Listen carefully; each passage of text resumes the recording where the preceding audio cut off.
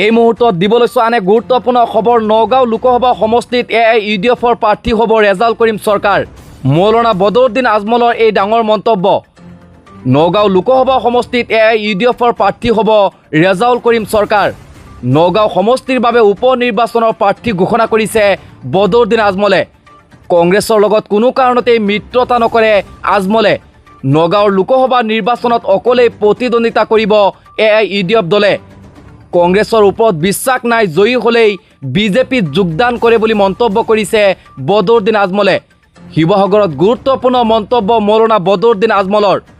আজমলৰ ঘোষণাৰ পিছতেই প্ৰতিক্ৰিয়া প্ৰকাশ কৰিছে ৰেজাউল কৰিম চৰকাৰে। প্ৰাৰ্থিত্ব দিলে মই পৰিকল্পনা কৰিহে নিৰ্বাচনত অৱতীৰ্ণ হ'ম বুলি মন্তব্য ৰেজাউলৰ। প্ৰাৰ্থিত্ব প্ৰসংগত সভাপতিয়ে এতিয়ালৈকে মোক জনোৱা নাই বুলি মন্তব্য কৰিছে ৰেজাউল কৰিম চৰকাৰে।